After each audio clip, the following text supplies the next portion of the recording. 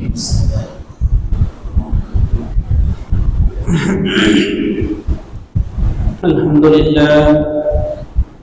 لله نحمده ونستعينه ونستغفره ونعوذ بالله من شرور أنفسنا ومن سيئات أعمالنا من يهده الله فلا مضل له ومن يضلله فلا هادي له وأشهد أن لا إله إلا الله وحده لا شريك له وأشهد أن محمدا عبده ورسوله أما بعد فإن الصدق الحديث كتاب الله وخير الهدي محمد صلى الله عليه وسلم وشر الأمور محدثاتها وكل محدثة بدعة وكل بدعة ضلالة وكل ضلالة في النار.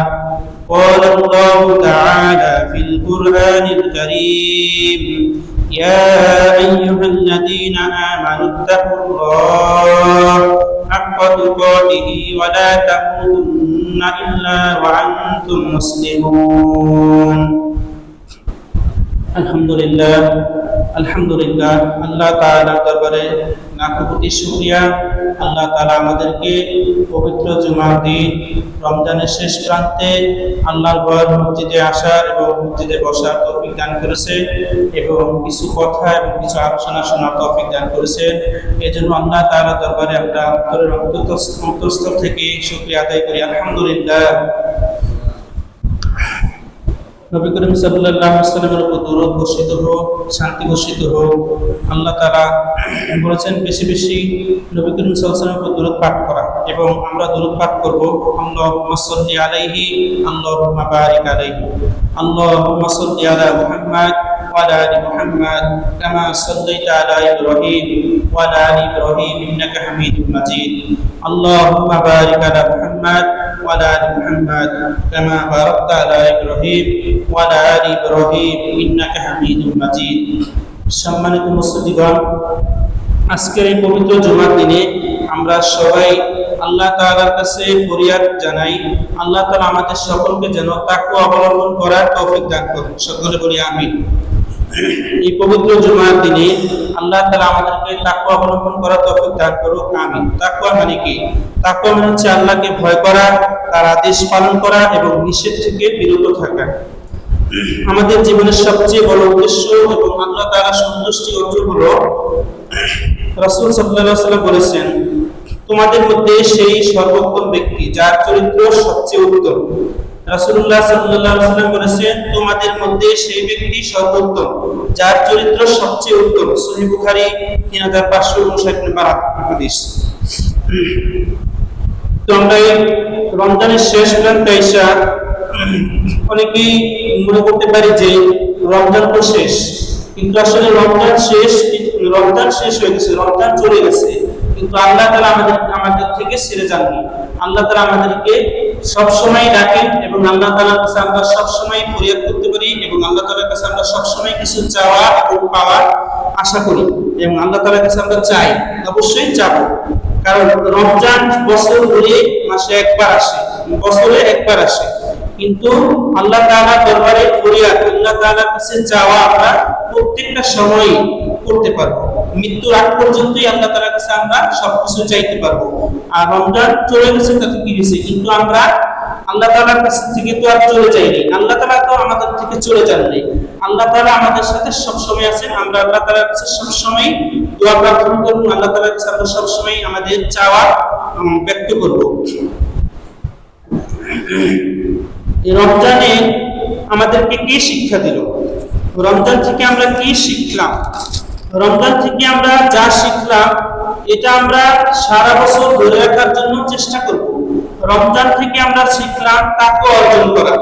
রমজান মাসে দেখা যায় যে অন্য বছর মাসের তুলনায় রমজান মাসে মানুষ কমই একবারে গুনাহে লিপ্ত হয়, বা কমই গুনাহ করে, গুনাহ কাজ করে, বেশি বেশি ইবাদত বন্দেগী করার চেষ্টা করে রমজান মাসে। তো রমজান মাসে সবচেয়ে ভালো একটা শিক্ষা হচ্ছে আমরা বেশি ইবাদত বন্দেগী করার জন্য একটা উপায় এবং মাধ্যম খুঁজে পাই। আর সেই রমজান মাসের মাধ্যমে আমরা যে ইবাদত করার বেশি বেশি উপায় এবং মাধ্যম খুঁজে পাই, সেটা আমাদেরকে সবসময় রমজানের মতোই সারা বছর জুড়ে ধরে রাখার জন্য চেষ্টা করতে হবে। রমজান থেকে আমরা কয়েকটা শিক্ষা পেয়ে থাকি, তার মধ্যে প্রথম শিক্ষা হচ্ছে তাকওয়া অর্জন করা। রমজান থেকে আমরা তাকওয়া অর্জন করতে পারি এবং এই তাকওয়া আমরা সবসময় অবলম্বন করে ধরে রাখার জন্য চেষ্টা করব। আল্লাহ তাআলা আমাদেরকে তৌফিক দান করুন। রমজান থেকে আমরা আরেকটি শিক্ষা অর্জন করি, 2 নম্বরে, সেটা হচ্ছে সালাত কায়েম করা। এবং সালাত কায়েম করা থেকে আমরা সালাত কায়েম রাখবো, সালাত কায়েম রাখা। রমজানে যেমন বেশি বেশি সালাত আদায় করা, রমজানে যেমন 5 ওয়াক্ত সালাত আমরা জামাতের সাথে আদায় করার চেষ্টা করেছি, এবং এমনি ভাবে সারা বছর আমরা রমজানের মতোই প্রত্যেক সময়, রমজানের বাহিরেও প্রত্যেক সময় সবসময় আমরা সালাত কায়েম রাখার চেষ্টা করব। তো রমজান থেকে শিক্ষা হিসেবে আমরা 1 নম্বরে পাই তাকওয়া অর্জন করা, এবং 2 নম্বর হচ্ছে সালাত কায়েম রাখা, সালাত সবসময় ধরে রাখা এবং সালাতের পাবন্দি সবসময় করা। রমজান থেকে আমরা আরেকটি শিক্ষা পাই, সেটা হচ্ছে কোরআনের সাথে সম্পর্ক দৃঢ় করা। অন্যান্য মাসের তুলনায় সারা বছর ব্যাপী আমরা দেখা যায় যে কোরআন যতটুকু না করি, রমজানে তার চেয়ে বহু গুণ অনেক বেশি করার চেষ্টা করি। এবং রমজানে দেখা যায় কোরআন কারীম পড়তে পড়তে অনেকবারই অনেকেই খতম দেওয়ার চেষ্টা করে এবং বেশি বেশি কোরআন তেলাওয়াত করে এবং কোরআনের অর্থ বোঝার চেষ্টা করে। তো রমজানে যেমনি ভাবে রমজানে আমরা বেশি বেশি কোরআন তেলাওয়াত পাঠ করেছি, এমনি ভাবে সারা বছরের জন্য আমরা কোরআন তেলাওয়াত সবসময় করতে পারি সেই চেষ্টা করা। এবং অন্ততপক্ষে সপ্তাহে 2 দিন, যেমন সোমবারে এবং বৃহস্পতিবারে, অথবা সোমবারে অথবা শুক্রবারে, তা না হলেও অন্ততপক্ষে আমরা জুমার দিন কোরআন তেলাওয়াত অবশ্যই করব। তো রমজান থেকে আমরা শিক্ষা হিসেবে পাই তাকওয়া অর্জন করা, সালাত কায়েম রাখা এবং সালাত কায়েম করা। এবং 3 নম্বর হচ্ছে কোরআনের সাথে সম্পর্ক দৃঢ় করা, কোরআনকে বেশি বেশি বোঝার চেষ্টা করা, কোরআনকে বেশি বেশি আমল করা এবং কোরআন বেশি বেশি তেলাওয়াত করা, কোরআন বেশি বেশি পাঠ করা। আল্লাহ তাআলা আমাদেরকে তৌফিক দান করুন, আমিন। আর রমজান থেকে আমরা আরেকটা শিক্ষা পাই, সেটা হচ্ছে গুনাহ থেকে বিরত থাকা। রমজান মাসে দেখা যায় যে মানুষ বেশি থেকে বেশি ইবাদত বন্দেগীতে বেশি সময় ব্যস্ত থাকে, বেশি বেশি জিকির আজকার করে, কোরআন তেলাওয়াত করে, সিয়াম রাখে। সিয়াম রাখার মাধ্যমে দেখা যায় যে সে বিভিন্ন পাপাচার থেকে মুক্ত থাকে। এমনি গুনাহ থেকে বিরত থাকার একটা অন্যতম উপায় আমাদের হয়ে যায়। এইজন্য আমরা রমজানে যেমন গুনাহ থেকে বিরত থাকার জন্য অনেক সুন্দরভাবে দৃঢ় অবলম্বন করে থাকি, তেমনি ভাবে রমজানের বাহিরেও সারা বছর আমরা গুনাহ থেকে বিরত থাকার জন্য ছোট ছোট আমল করে, ছোট ছোট জিকির আজকার করে এবং ছোট ছোট হাদিস কোরআন বেশি বেশি অর্জন করার মাধ্যমে এবং আলোচনার মাধ্যমে আমরা চেষ্টা করব গুনাহ থেকে বিরত থাকা। মানুষ যখন কোরআনের সাথে সময় দেয় এবং হাদিসের সাথে সময় দেয়, ইবাদত বন্দেগীতে বেশি বেশি সময় কাটায়, এমনিতেই দেখা যায় যে মসজিদে আসা যাওয়ার বেশি আনাগোনা হয়, এমনিতেই দেখা যায় যে সে তারপরে গুনাহ থেকে বিরত থাকে। তারপরে রমজানের অন্যতম শিক্ষা হিসেবে আমরা কি কি পাই, সেটা হচ্ছে তাকওয়া অর্জন করা, সালাত কায়েম রাখা বা সালাত কায়েম করা, কোরআনের সাথে সম্পর্ক দৃঢ় করা, গুনাহ থেকে বিরত থাকা। এই কয়েকটা আমল আমরা সারা বছরের জন্য ধরে রাখার জন্য চেষ্টা করব ইনশাআল্লাহ। আল্লাহ তাআলা আমাদের সকলকে তৌফিক দান করুন।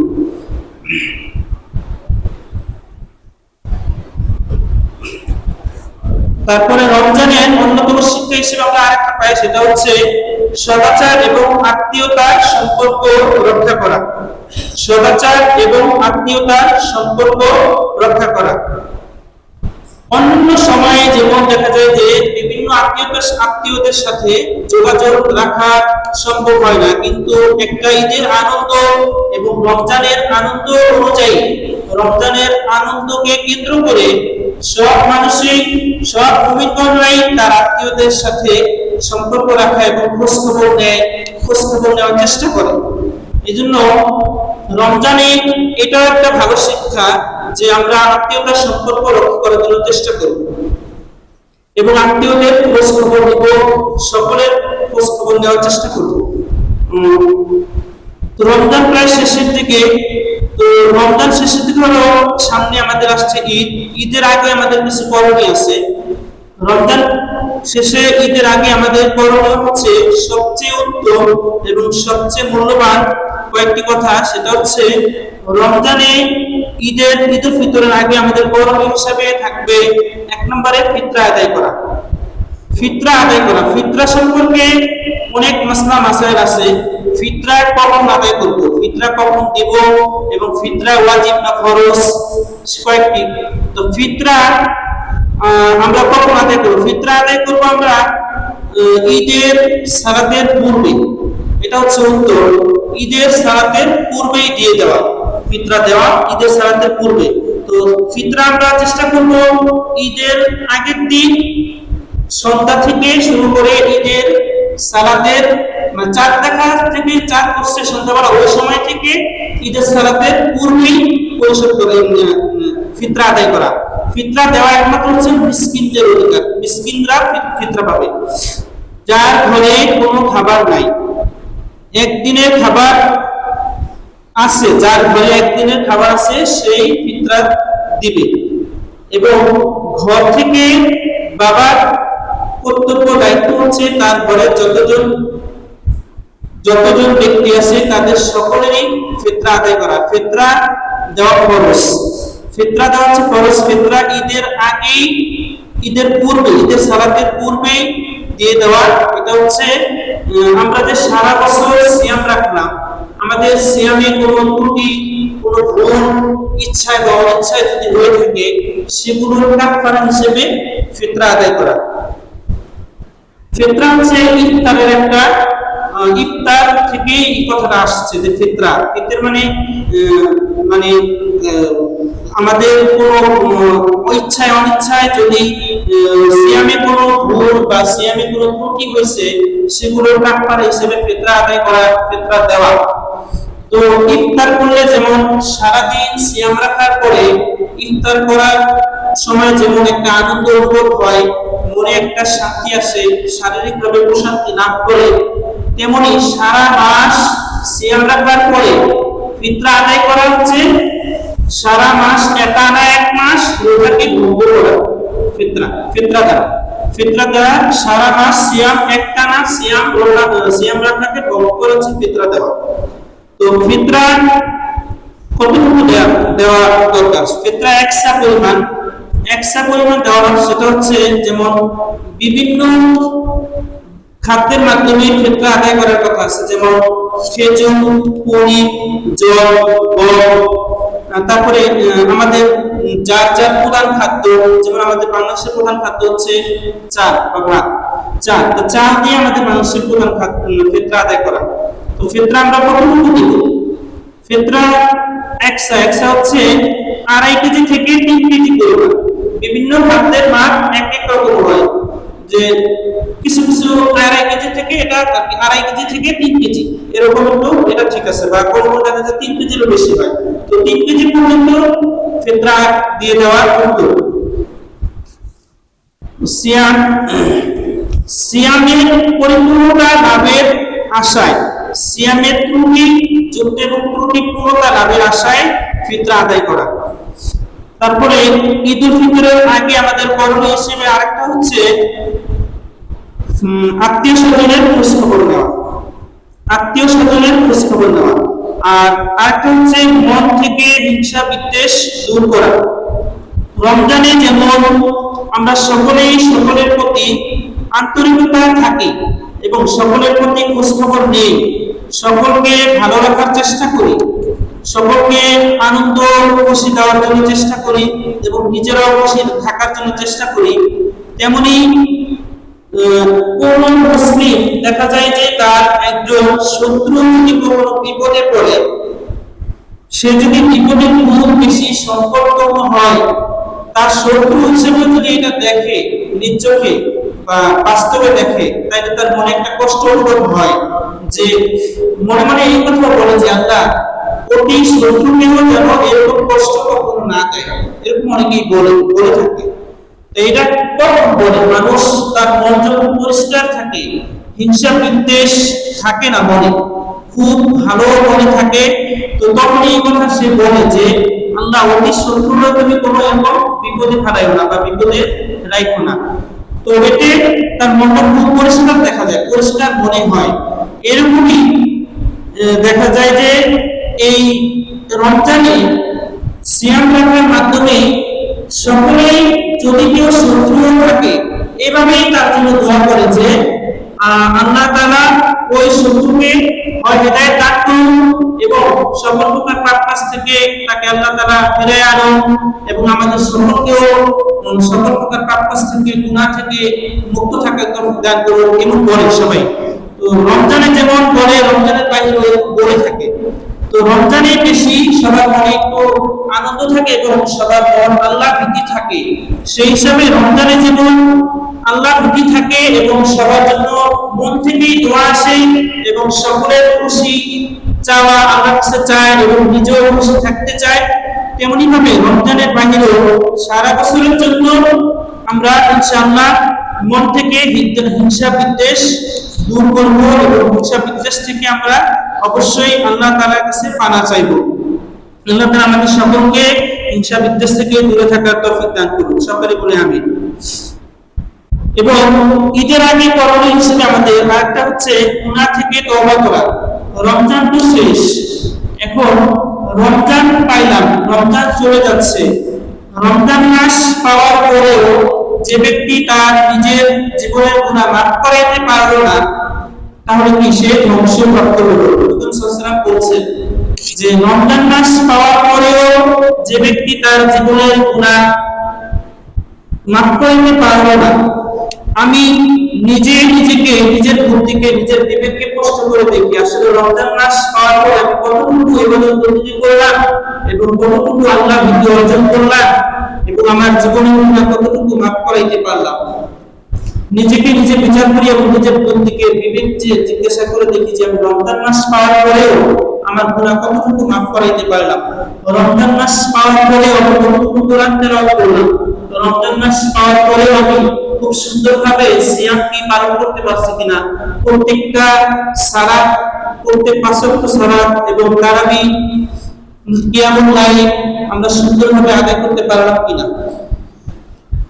যদি আমার নিজের বিচার বিবেচনায় এই প্রশ্ন থাকে যে আমি এখনো আমার গুনাহ মাফ করতে পারি নাই, অবশ্যই আল্লাহ তাআলা বান্দাকে হতাশ করুন না।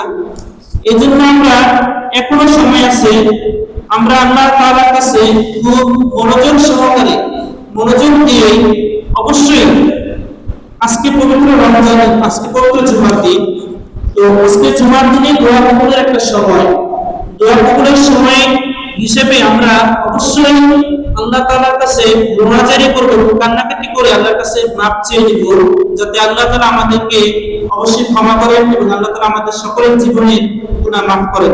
সকলে বলে আমিন।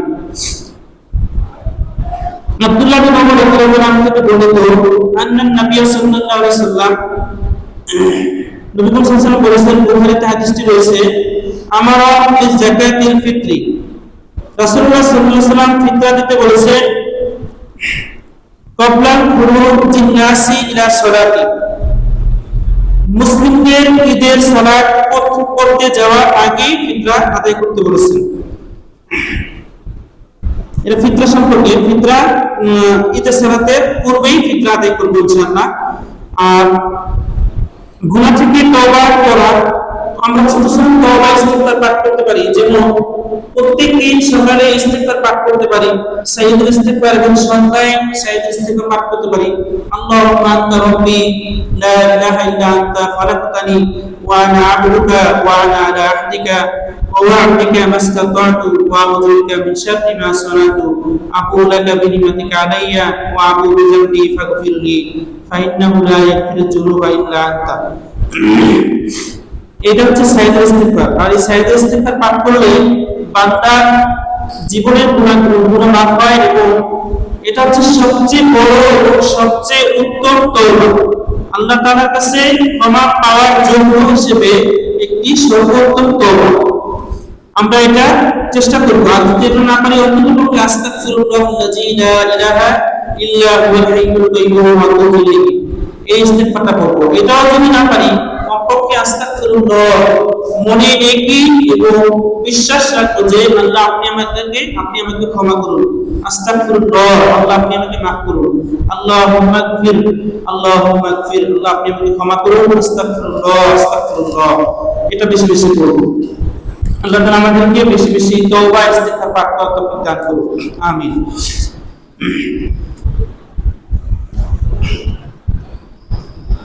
রমজান শেষ হয়ে গেছে, তারপরেও সারা বছর যাতে আমরা আমল ধরে রাখতে পারি, সারা বছর যাতে আমরা আমল করতে পারি, এইরকম কিছু আমল নির্দিষ্ট করবো ইনশাআল্লাহ। সেটা আমরা সবসময় করার জন্য চেষ্টা করব। আল্লাহ তাআলা আমাদেরকে তৌফিক দান করুন। তো পাঁচটি শ্রেষ্ঠ আমল হিসেবে আমি বলবো, নবী করিম সাল্লাল্লাহু আলাইহি ওয়াসাল্লামের প্রতি বেশি বেশি দুরূদ পাঠ করা, নবী করিম সাল্লাল্লাহু আলাইহি ওয়াসাল্লামের প্রতি বেশি বেশি দুরূদ পাঠ করা। দুরূদ পাঠ করলে মানুষের জীবনের সকল প্রকার পেরেশানি দূর হয়। নবী করিম সাল্লাল্লাহু আলাইহি ওয়াসাল্লাম বলেছেন, মান সাল্লা আলাইহি মাররাতান ইযা হাম্মা ওয়া ইযা তাম্মা। নবী করিম সাল্লাল্লাহু আলাইহি ওয়াসাল্লাম বলেছেন যে তোমার জীবনের সকল প্রকার পেরেশানি দূর করার জন্য, তোমার জীবনের সকল প্রকার হতাশা দূর করার জন্য বেশি থেকে বেশি দুরূদ পাঠ করো, আমার প্রতি দুরূদ পাঠ করো। আর নবী করিম সাল্লাল্লাহু আলাইহি ওয়াসাল্লাম বলেছেন যে মান সাল্লা আলাইহি মাররাতান সাল্লাল্লাহু আলাইহি আশারা, যে ব্যক্তি আমার প্রতি একবার দুরূদ পাঠ করে আল্লাহ তাআলা তার প্রতি 10 বার রহমত নাযিল করেন। এজন্য আমরা বেশি বেশি দুরূদ পাঠ করব। দুরূদ হিসেবে আমরা উত্তম দুরূদ সেটা করব যেটা আমরা সালাতে পড়ি, আল্লাহুম্মা সাল্লি আলা মুহাম্মাদ ওয়া আলা আলি মুহাম্মাদ কামা সাল্লাইতা আলা ইব্রাহিম ওয়া আলা আলি ইব্রাহিম ইন্নাকা হামিদুম মাজিদ। আল্লাহুম্মা বারিক আলা মুহাম্মাদ ওয়া আলা আলি মুহাম্মাদ কামা বারাকতা আলা ইব্রাহিম ওয়া আলা আলি ইব্রাহিম ইন্নাকা হামিদুম মাজিদ। এটা যদি না এটা পারবো, আর যদি এটা করতে বেশি সময় মনে হয় যে বেশি সময় লাগে, তাহলে আমরা সাল্লাল্লাহু আলাইহি ওয়াসাল্লাম এই ছোট্ট দুরূদ পড়তে পারি। সাল্লাল্লাহু আলাইহি ওয়াসাল্লাম, সাল্লাল্লাহু আলাইহি ওয়াসাল্লাম। খুব দ্রুত তাড়াহুড়ো না করা, ধীরে ধীরে মনোযোগ সহকারে দুরূদ পাঠ করা। দুরূদ পাঠ করলে অবশ্যই একবার দুরূদ পাঠ করলে আল্লাহ তাআলা তার প্রতি 10 বার রহমত নাযিল করবেন। এজন্য আমরা দুরূদ পাঠ করব এবং ঈমান এবং বিশ্বাস ও ইয়াকিনের সাথে পাঠ করব যে আল্লাহ আমাদেরকে এই দুরূদ পাঠ করার মাধ্যমে আমার জীবনের সকল প্রকার পেরেশানি, সকল প্রকার হতাশা দূর করে দিন। আর মানুষের জীবনের কিছু পাওয়া কবুল হওয়ার জন্য, মানুষের জীবনের কিছু পাওয়া আমল কবুল হওয়ার জন্য মানুষ বেশি বেশি দুরূদ পাঠ করলেই তার জন্য যথেষ্ট। দুরূদ পাঠ করলে মানুষের জীবনের সকল চাওয়া পাওয়া আল্লাহ অবশ্যই কবুল করেন এবং যা চায় আল্লাহ তাআলার কাছে দুরূদ পাঠ করে সে ওই দুরূদ পাঠের মাধ্যমে সে পেয়ে থাকে। যে কোনো দোয়া করার মাধ্যমে, যে কোনো দোয়া করার জন্য অবশ্যই দোয়ার আগে দুরূদ পাঠ করা, দুরূদ পাঠ করার পরে যদি দোয়া করা হয় সেই দোয়া বেশি বেশি কবুল হয়। তারপরে জুমার দিনের বিশেষ আমল হিসেবে আরেকটি আমল হচ্ছে, শ্রেষ্ঠ আমল হচ্ছে ফজর সালাত জামাতের সাথে পড়া। ফজর সালাত দৈনিক 5 ওয়াক্ত সালাতের মধ্যে সবচেয়ে উত্তম এবং আল্লাহ তাআলার কাছে প্রিয় ফজর সালাত জামাতের সাথে আদায় করা।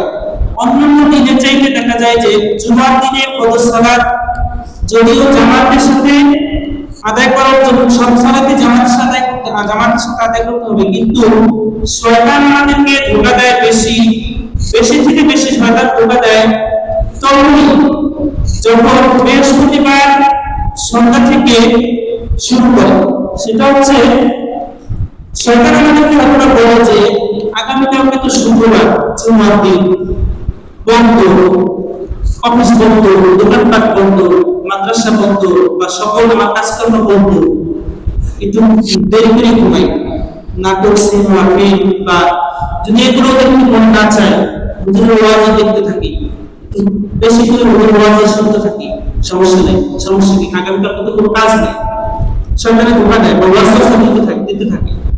তো দেখা যায় যে আমি অন্যান্য কিছু না দেখলেও আমি ওয়াজ শুনলাম, অনেক রাত পর্যন্ত শুনলাম, পরে দেখা যায় যে ফজর সালাতটা কি আমার জামাতের সাথে আদায় হলো না, এইটাকে শয়তান কি জিতে গেল, আমি হারিয়ে গেলাম। তো শয়তানের এই ধোকায় যেন না করি আমরা। বৃহস্পতিবার দিন সন্ধ্যার পর থেকে চেষ্টা করব কিছু আমল, 5টি আমল সিস্টেম, সেটার মধ্যে 1 নম্বরে বেশি বেশি দুরূদ পাঠ করা। দুরূদ পাঠ করলে বান্দার জীবনে সকল প্রকার হতাশা, সকল প্রকার অশান্তি অবশ্যই আল্লাহ তাআলা দূর করে দেবেন। আর 2 নম্বর হচ্ছে ফজরের সালাতটা, জুমার দিন ফজরের সালাতটা আমরা জামাতের সাথে আদায় করব ইনশাআল্লাহ। ফজর সালাত জামাতের সাথে আদায় করার চেষ্টা করব। আর 3 নম্বর হিসেবে জুমার দিন একটা আমল হচ্ছে, সেটা হচ্ছে নবী করিম সাল্লাল্লাহু আলাইহি ওয়াসাল্লাম বলেছেন যে সবচেয়ে বেশি ফজিলতপূর্ণ আমল, সবচেয়ে বেশি ফজিলতপূর্ণ আমল সেটা হচ্ছে জুমার দিন মসজিদে আগে আগে যাওয়া এবং ইমামের কাছাকাছি বসা। জুমার দিনের 5টি আমল, এবং সেই 5টি আমলের মধ্যে 1 নম্বর আমল হচ্ছে বেশি বেশি দুরূদ পাঠ করা, 2 নম্বর হচ্ছে ফজরের সালাত জামাতের সাথে আদায় করা, আর 3 নম্বর হচ্ছে জুমার দিন আগে আগে মসজিদে যাওয়া এবং ইমামের কাছাকাছি বসা। আর এই জুমার দিন আগে আগে মসজিদে যাওয়া এবং ইমামের কাছাকাছি বসা মানুষের জীবনে যত আমল আছে সব আমল একই 10 একটি আমল করে 10টি আমলের নেকি পাওয়া যায়, এরকম হাদিস বহু আছে, অনেক আছে।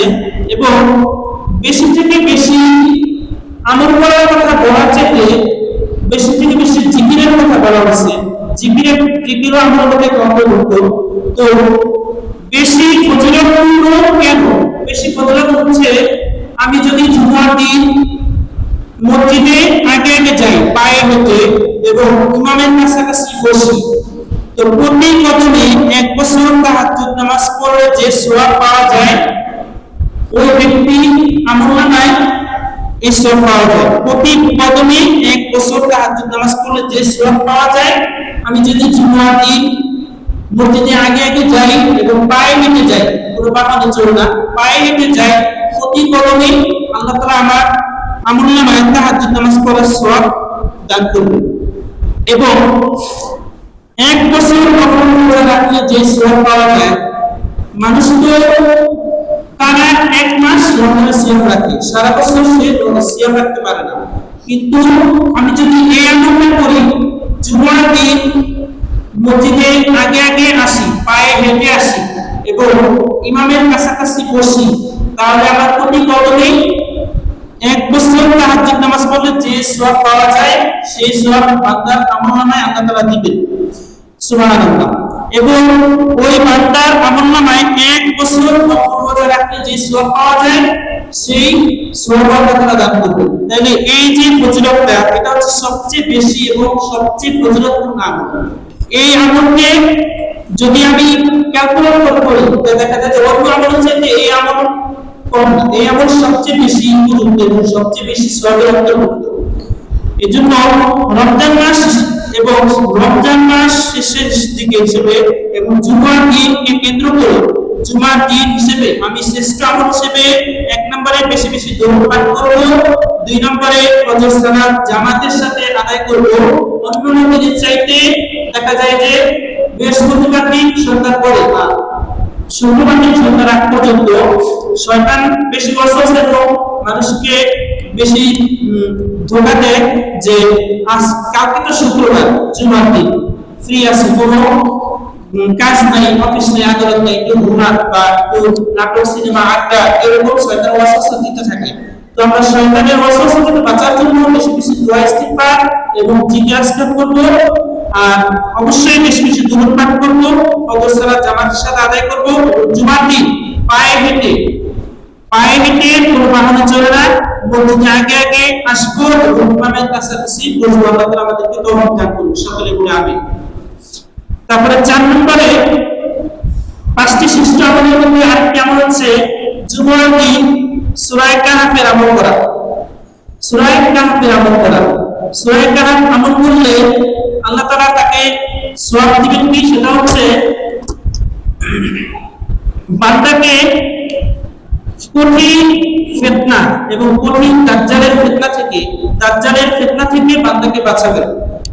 কিয়ামতের ময়দানে অন্ধকার হিসেবে একটি আযাব আসবে, অন্ধকার চারদিক অন্ধকারাচ্ছন্ন, এরকম একটা আযাব থাকবে। তো ওই আযাব থেকে বাঁচার জন্য বান্দা যদি কোনো বান্দা ওযু করে, খুব সুন্দরভাবে ভালোভাবে ওযু করে এবং অল্প পানি দিয়ে বেশি দলাদলি করে বা ওযু করে, ওই ওযু করার স্থানগুলো তার নূরে পরিণত হবে। আর ওই কিয়ামতের দিনে যে অন্ধকারে যে আযাব থাকবে, ওই অন্ধকারে সেই নূরটা কাজে লাগবে। এই জন্য ভালোভাবে ওযু করা আর সূরা কাহফের আমল করা। এই জন্য যে আমরা প্রত্যেকেই চেষ্টা করব জুমার দিন প্রতি বৃহস্পতিবার সন্ধ্যার পর থেকে এবং শুক্রবার সন্ধ্যার আগ পর্যন্ত এর মধ্যেই সূরা কাহফ আমল করে ফেলব। আমি নিজেও করব এবং আমরা ঘরে সকলকে করার জন্য করব। আর যদি আমি করতে নাও পারি তাহলে আমি কি করব, অবশ্যই অডিওতে বা ভিডিওতে রেকর্ড শুনবো, শুনলেও আমার সওয়াব হবে। এবং হাদিসে আছে যে ব্যক্তি সূরা কাহফের প্রথম 10 আয়াত মুখস্থ করবে, আল্লাহ তাআলা তাকে অবশ্যই দাজ্জালের ফিতনা থেকে মুক্তি দান করবেন। দাজ্জাল মানুষকে এমনভাবে ধোঁকা দিবে যে সে বুঝতেই পারবে না যে আসলে আমার কোন কে। যদি কোনো ব্যক্তি ঈমানদার বান্দা হয়ে থাকে, অবশ্যই সে ওই দাজ্জালের ফিতনা থেকে মুক্তি পাবে। দাজ্জাল মানুষকে এতভাবে ধোঁকা দিবে যে বিভিন্ন কারিশমা দেখাবে, যে জাহান্নামকে জান্নাত এবং জান্নাতকে জাহান্নাম আকারে দেখাবে। দেখা যায় যে বর্তমানে দেখা যায় যে বিভিন্ন যারা আছে, লোকরা আছে, দেখা যায় বিভিন্ন কারিশমা দেখায় মানুষদেরকে বিপদে ফেলায় দেয়, বিভিন্ন শিরক বিদআতে লিপ্ত করে ফেলায়। তাহলে দাজ্জাল তো আল্লাহর কাছ থেকে চাইয়া নিছে যে আমি মানুষকে ধোঁকা দিব এবং তার রগে প্রবেশ করব। এটা তো আল্লাহর কাছ থেকে সে চাইয়া নিছে। আদম আলাইহিস সালামকেও ধোঁকা দিয়ে কিন্তু জান্নাত থেকে দুনিয়াতে আসছে। তো দাজ্জালের ফিতনা থেকে বাঁচার জন্য, দাজ্জালের ফিতনা থেকে পানা পাওয়ার জন্য, মুক্ত থাকার জন্য অবশ্যই আমরা সূরা কাহফের আমল করব। সূরা কাহফ কখন পাঠ করব? সেটা হচ্ছে বৃহস্পতিবার সন্ধ্যার পর থেকে জুমার দিন সন্ধ্যার আগ পর্যন্ত। এর মধ্যে চেষ্টা করব বৃহস্পতিবার দিন যত কাজে থাকুক না কেন সব কাজ শেষ করার পরে রাত্রে অবশ্য আমি নিজেও করব, আমার ঘরেও সকলকে করার জন্য বলবো। যদি করতে না পারি অন্তত পক্ষে এখন তো এমন যুগ, ডিজিটাল যুগ, আমরা অডিও বা ভিডিও রেকর্ড ছাড়লেও শুনতে পারি। কতটুকু সময় লাগবে সূরা কাহফ শুনতে? অল্প একটু সময় লাগবে, ধরো 20 মিনিট বা 15 মিনিট সময় লাগবে।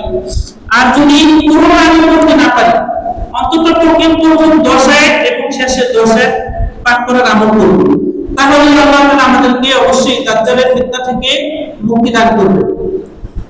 দাজ্জালের ফিতনা থেকে মুক্তি পাওয়ার জন্য এই একটা আমল সবচেয়ে কার্যকরী এবং উপযুক্ত এবং খুব বেশি শক্তিশালী, সেটা হচ্ছে সূরা কাহফের আমল করা। আমরা অবশ্যই সবাই চেষ্টা করব যে জুমার দিন সূরা কাহফের আমল করব এবং নিজেও আমল করব, অপরকে আমল করার জন্য বেশি বেশি তাকিদ করব। তো জুমার দিন 5টি শ্রেষ্ঠ আমল হিসেবে 1 নম্বর হচ্ছে বেশি বেশি দরুদ পাঠ করা, 2 নম্বর হচ্ছে ফজরের সালাত জামাতের সাথে আদায় করা, 3 নম্বর হচ্ছে জুমার দিন আগে আগে মসজিদে যাওয়া এবং ইমামের কাছাকাছি বসা, আর 4 নম্বর হচ্ছে সূরা কাহফের আমল পাঠ করা, সূরা কাহফের আমল করা। তাহলে অবশ্যই আল্লাহ তাআলা আমাদেরকে দাজ্জালের ফিতনা থেকে পানাহ দান করবেন, মুক্তি দান করবেন। আল্লাহ তাআলা আমাদেরকে আমল করার তৌফিক দান করুন। আর 5 নম্বরে হচ্ছে বেশি বেশি দোয়া ও জিকির করা, বিশেষ করে দিনের শেষ প্রহরে। মানুষের দোয়া কখন কবুল হয়? বিভিন্ন উলামায়ে মাশায়েখ বলছেন যে দোয়া কবুলের একটা নির্দিষ্ট সময় আছে, সেটা হচ্ছে জুমার দিন সূর্যাস্ত যাওয়ার পূর্ব মুহূর্তে, দেখা যায় যে আসরের পর থেকে মাগরিবের আগ পর্যন্ত এই সময় দোয়া কবুলের সবচেয়ে বেশি মুহূর্ত, ওই সময়টাই বেশি দোয়া কবুল হয়। এই জন্য আমরা দিনের শেষ মুহূর্তে অবশ্যই দোয়া করব। আর সারাদিন দোয়া এবং জিকির আজকারে মানুষের জীবন নিমজ্জিত হওয়া এবং রাখার জন্য চেষ্টা করব। যেমন মানুষ ঘুম থেকে ওঠার পরে যদি সে ঘুমাতে যায় দোয়া পাঠ করে ঘুমায়, ঘুম থেকে উঠলো সে আবার দোয়া পাঠ করলো, ঘুম থেকে ওঠার দোয়া পাঠ করলো, তারপরে সে ওয়াশরুমে গেল, টয়লেটে গেল, দোয়া পাঠ করে সে টয়লেটে গেল, টয়লেট থেকে বের হলো, তারপর সে দোয়া পাঠ করলো গুফরানাকা, সেটাকে বললো চলবে। আর তারপর আবার ঘর থেকে যখন সে বের হয় তখন আবার বিসমিল্লাহি তাওয়াক্কালতু আলাল্লাহি লা হাওলা ওয়ালা কুওয়াতা ইল্লা বিল্লাহ, এটাও দোয়ার মাধ্যমে হলো সালাম দিয়ে দোয়ার মাধ্যমে। তখন আমরা তারপর আমরা যখন মসজিদে আসবো, মসজিদে আসলো দুরূদ পাঠ করে এবং মসজিদে ঢোকার দোয়া করে আমরা মসজিদে ঢুকবো। তারপরে মসজিদে আসার পরে মসজিদে অবস্থানকালীন থাকা অবস্থায় যদি কোনো ব্যক্তি কোনো কিছু নাও করে চুপচাপ বসেও থাকে, তারপরেও তার আমলনামায় কি নেকি লিখতে থাকে, ফেরেশতারা নেকি লিখতে থাকে। তারপর আমরা যখন মসজিদ থেকে বের হবো তখন আবার দোয়া পাঠ করে বের হবো। এমনিতেও আবার সকাল সকাল জিকির আছে, তাহলে প্রত্যেকটা মুমিন বান্দার আমলে দেখা যায় যে তার পুরো জীবনটা দৈনন্দিন জীবনটা কি দোয়ার মাধ্যমে যাইতেছে, জিকিরের মাধ্যমে যাইতেছে। আমি যদি আমলে রাখি, যদি আমি আমল করি, আর যদি আমল না করি, আমলে না রাখি, তাহলে আমার পুরো জীবনটা দৈনিক জীবনটা সে কি দোয়ার মাধ্যমে জিকিরের মাধ্যমে কাটাইতে পারতেছে না। তো আমরা চেষ্টা করব প্রত্যেকটা সময় কখন কি দোয়া করতে হয়, কখন কিভাবে আমল করতে হয় সে অনুযায়ী চলার এবং আমল করার চেষ্টা করব। তাহলে বেশি বেশি দোয়া এবং জিকির করার মাধ্যমে আল্লাহ তাআলা অবশ্যই বান্দার সকল প্রকার পেরেশানি, সকল প্রকার অশান্তি দূর করবেন। আর বেশি বেশি দোয়া ও জিকির আমরা কখন করব? বিশেষ করে শেষ প্রহরে, দিনের শেষ প্রহরে আমরা বেশি বেশি দোয়া এবং জিকির করব। আল্লাহ তাআলা আমাদের সকলকে এই সব আমলগুলো করার তৌফিক দান করুন। এবং আমি আবার বলি, 5টি শ্রেষ্ঠ আমল হিসেবে বেশি বেশি 1 নম্বরে দরুদ পাঠ করা, 2 নম্বরে ফজর সালাত জামাতের সাথে আদায় করা, এবং 3 নম্বরে জুমার দিন আগে আগে মসজিদে যাওয়া এবং ইমামের কাছাকাছি বসা, আর 4 নম্বরে হচ্ছে সূরা কাহফের আমল করা, আর 5 নম্বরে হচ্ছে বেশি বেশি দোয়া ও জিকির আদায় করা, জিকির করা, বিশেষ করে দিনের শেষ প্রহরে জিকির করা এবং দোয়া করা। তারপর আসি রমজানের শেষে, রমজানের পরে শাওয়াল মাস। তো শাওয়াল মাসে 6টি রোজা আছে। শাওয়াল মাসে 6টি রোজা হিসেবে